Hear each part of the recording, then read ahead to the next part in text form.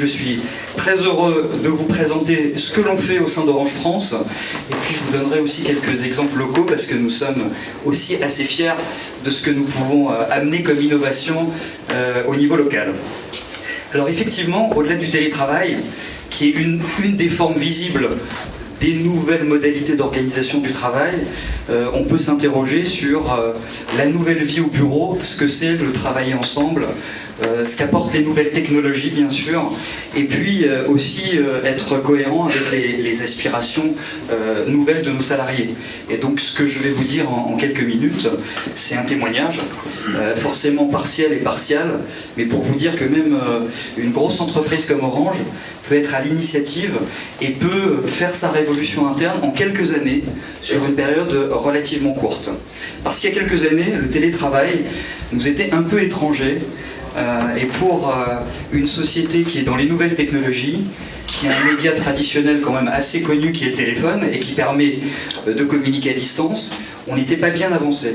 C'est-à-dire le point de départ a commencé en 2009-2010 avec un accord sur le télétravail, mais un accord ne fait pas tout. Il fallait après de nombreuses initiatives et amener nos collaborateurs et nos salariés à prendre un certain nombre d'initiatives. Et en 5 ans, on a à peu près multiplié par 8 ou 9 le nombre de télétravailleurs chez Orange.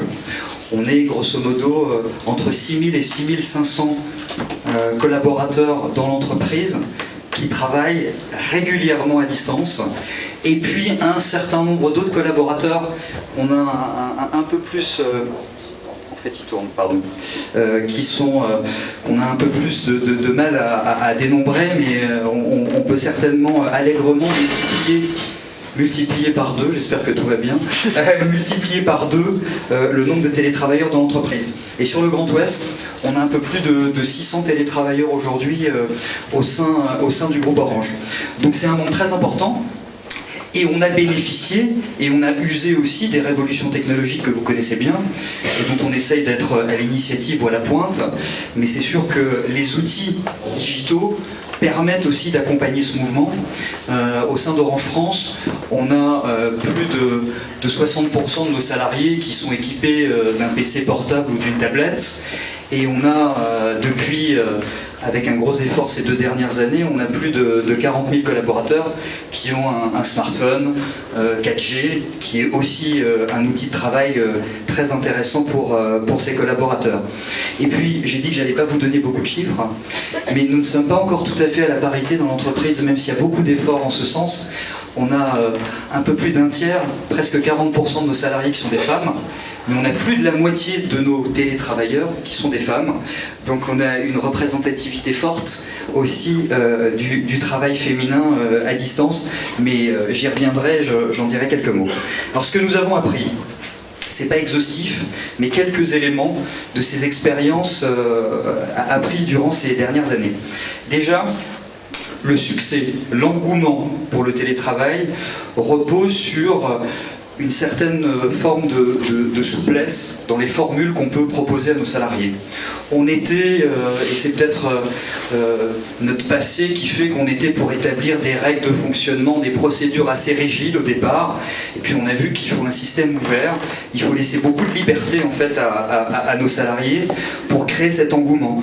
Donc on n'a pas vraiment de dogme, on a vu que les modalités pouvaient être assez différentes suivant les métiers que les personnes occupées, et on prend en compte, on essaye de prendre en compte bien entendu le travail réel des personnes pour amener à dire que le télétravail peut être 1 jour par semaine, 2 jours par semaine, 3 jours par semaine, et puis j'y reviendrai, suivant des modalités différentes. Sur les métiers, on a de nombreux métiers au sein du groupe Orange, des fonctions traditionnelles support, des fonctions de relations clients, et puis des fonctions d'expertise forte, des fonctions d'ingénieur. Les métiers sont nombreux. Sur le Grand Ouest, on a plus d'une centaine de métiers au sein du groupe Orange. Là aussi, pas de dogme. Tous les métiers peuvent être à un moment donné confrontés à cette problématique. Et nous nous sommes efforcés, et on l'a vu, d'accompagner l'ensemble des métiers. Alors il y a parfois des freins liés aux outils.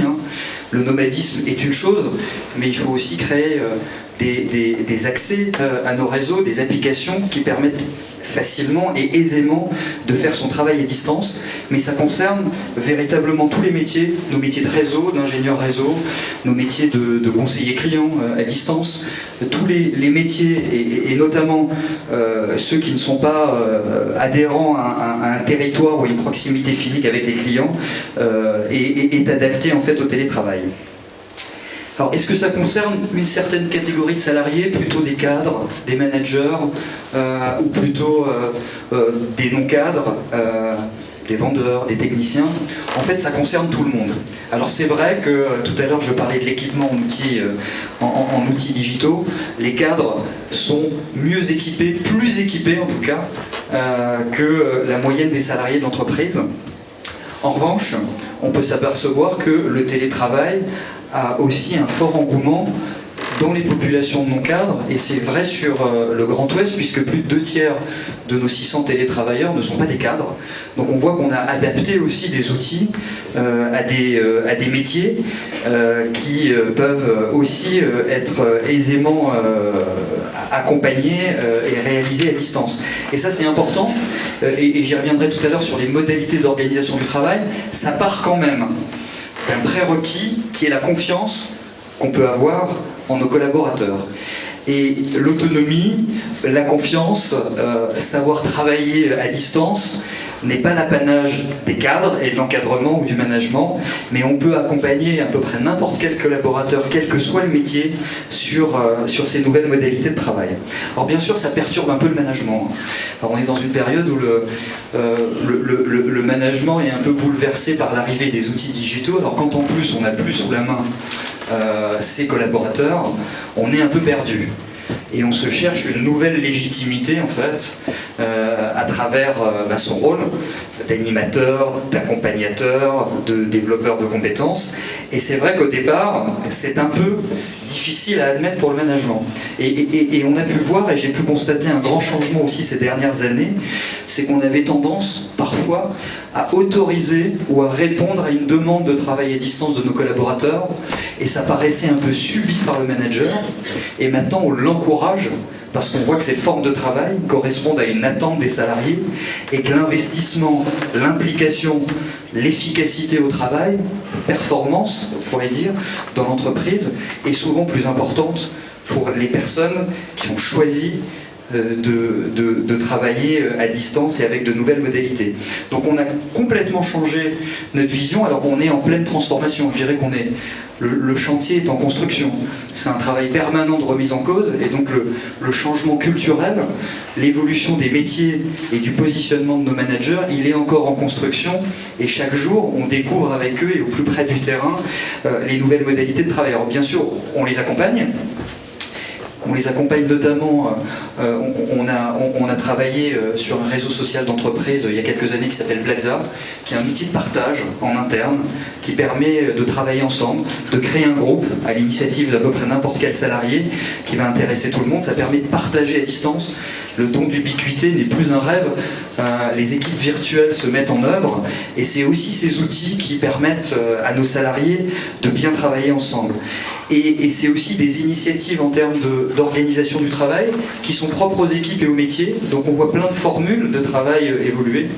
Parfois du co-management, plusieurs managers qui s'occupent de plusieurs salariés, des équipes mixtes aussi, partager des métiers pour aussi améliorer le traitement ou l'efficacité en fait de l'usage qui est rendu aux clients. On voit émerger beaucoup de nouvelles organisations du travail, c'est très foisonnant. Et là aussi, comme j'ai dit tout à l'heure, il ne faut pas de dogme, il faut être très ouvert. On n'est plus dans le cadre de bureaux fermés ou de plateformes fermées, on est dans un monde ouvert, et on constate que les initiatives viennent souvent du terrain et qu'elles viennent rarement du sommet. Le sommet est là pour encourager, accompagner, et il est là pour comprendre, organiser, orienter les initiatives du terrain. Et ça, c'est aussi un rôle important. Et puis j'allais dire, il y a un peu une attitude d'humilité à avoir quand on a à gérer ces nouvelles modalités de travail. Alors ce qu'on voit aussi, certains ont appelé ça le glocal, c'est qu'il y a aussi une envie de proximité qui naît. Alors comme nous tous, on peut avoir des amitiés sur les réseaux sociaux et puis à un moment donné, les gens ont besoin de se voir. Et bien on a constaté qu'en termes de travail, c'est la même chose. Il ne faut pas que le télétravail soit synonyme d'isolement, et il est souvent synonyme de rapprochement. Parce qu'on peut constater que la proximité physique qui pouvait exister dans des services ou entre les services auparavant sur des modalités traditionnelles en fait, de travail, elle était relativement faible dans le cadre de l'exercice de son métier, du métier réel. Et qu'en fait, ces nouvelles modalités de travail, avec à la fois du travail à distance, et puis comme j'ai dit tout à l'heure, la création d'équipes virtuelles, puis des rencontres en physique, parce qu'il y a ce besoin de se retrouver, a finalement rapproché les équipes, soudé les équipes, donc elle crée de l'émulation, de l'efficacité, et elle permet à nos collaborateurs de mieux comprendre les contraintes, mais aussi les opportunités de travailler avec les autres. Et donc tous ces modes de travail se conjuguent, donc nos salariés se retrouvent à certains moments.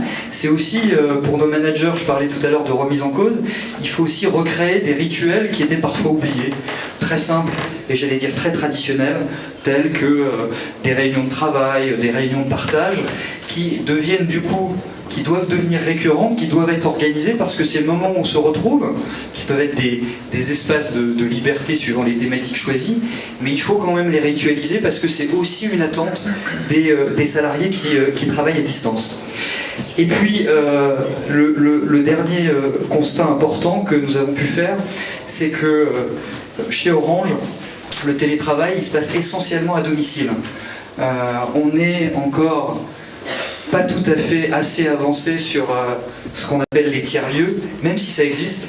Je donnerai un exemple dans la région, parce que c'est aussi une solution, télétravail, qui permet de gérer des petits sites d'activité qui peuvent se sentir isolés. Et il y a un exemple pas très loin d'ici, à Chaland, où une dizaine de salariés se retrouvent, qui exercent des métiers totalement différents, et on a créé justement ce lieu pour que les salariés se retrouvent, partagent, plutôt que de leur imposer de venir travailler dans une grande métropole comme Nantes, dans une grande et belle métropole, mais ça allie à la fois les aspirations personnelles, la qualité de vie, et l'efficacité au travail. Mais la plupart de nos salariés privilégient le travail à domicile. C'est quelque chose qui est aussi, on le voit dans les souhaits d'évolution des salariés, quelque chose qui est très fort, de choisir à la fois le lieu où on travaille et puis le temps, choisir aussi le moment de travail, et cette liberté est offerte aujourd'hui largement dans notre entreprise.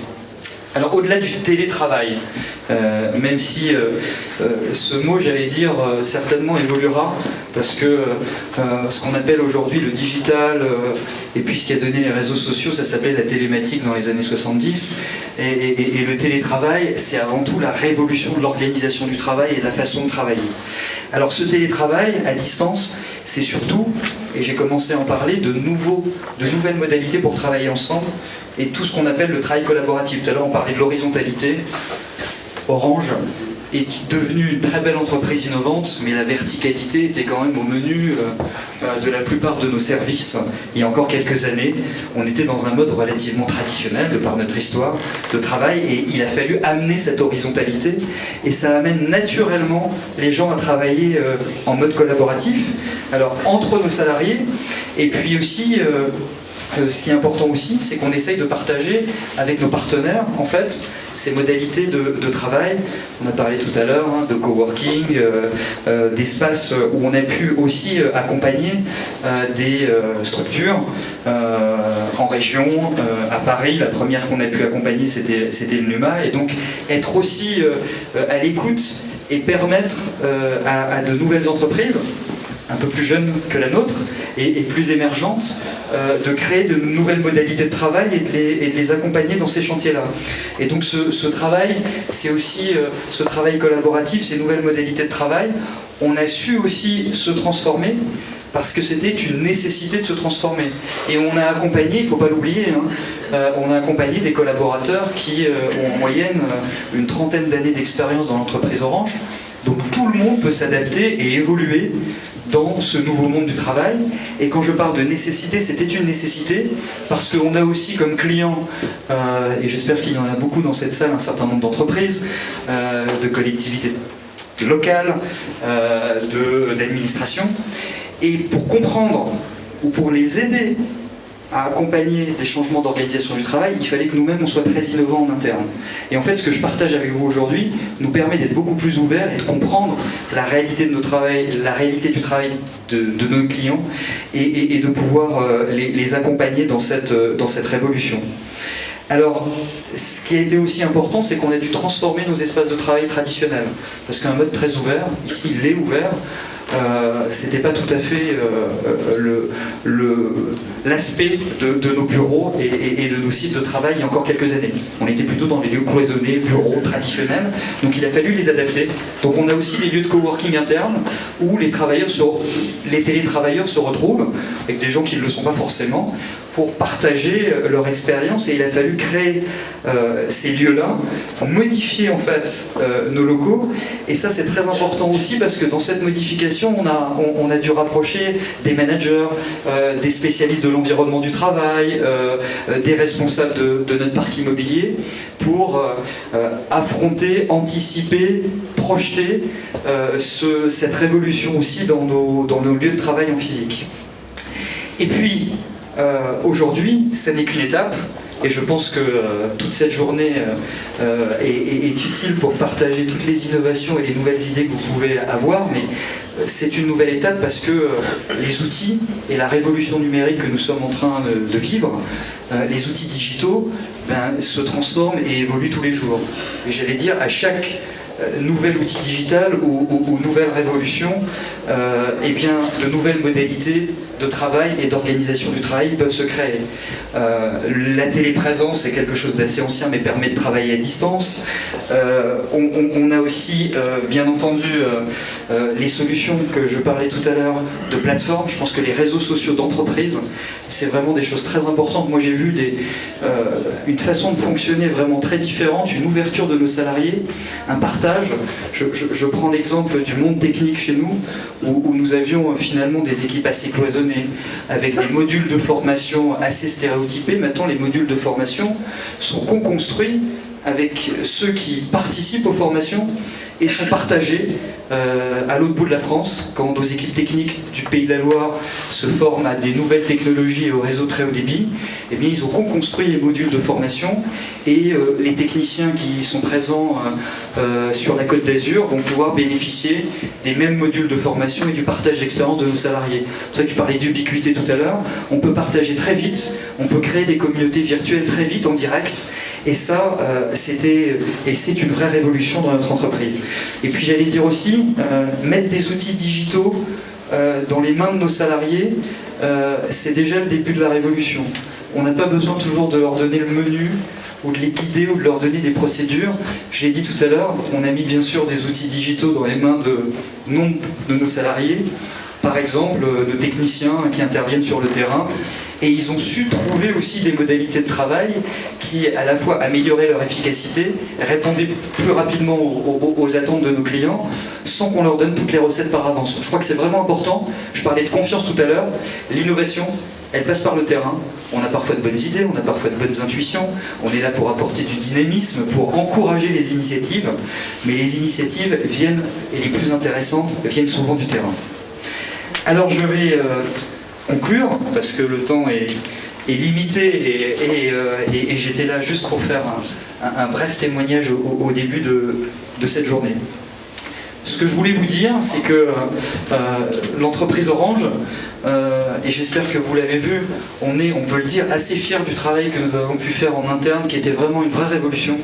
Et tous les acteurs très importants qui sont ici ou qui n'ont pas pu venir peuvent être fiers de l'accompagnement et de la révolution en termes de culture du travail qui a pu être réalisé dans notre entreprise. Il faut qu'on entende ces aspirations, et j'allais dire aujourd'hui on parle des nouvelles générations aussi qui arrivent dans le monde du travail. Leurs aspirations très naturellement, sont tournés vers des modalités de travail innovantes.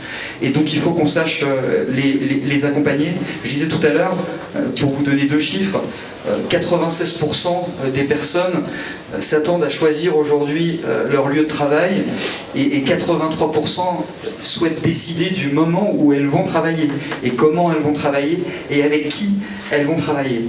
Donc se travailler autrement, c'est une vraie réalité, mais toujours en mouvement, qui n'est pas fini. C'est pour ça que j'ai dit c'est un témoignage et certainement un point d'étape que je vous ai donné de l'expérience au sein de notre entreprise. On le construit grâce aux échanges qu'on a pu susciter à travers les collaborateurs et grâce aux échanges à travers ce Tour de France du télétravail. Pardon, il est... Je sais pas, c'est peut-être la batterie. Voilà, il y a un faux contact. Il y a un faux contact, il est revenu. C'était peut-être pour dire que mon temps était compté. Je vous assure, je ne vais pas être beaucoup plus long. Mais ces moments d'échange, de partage, et c'est le cas aujourd'hui, hein, et durant toute cette journée. Et je pense que c'est comme ça qu'on arrivera à créer une nouvelle culture du travail. Et je suis sûr que beaucoup d'idées innovantes vont être partagées aujourd'hui. Et nous sommes très contents de pouvoir accompagner cette initiative. Merci à vous et très bonne journée.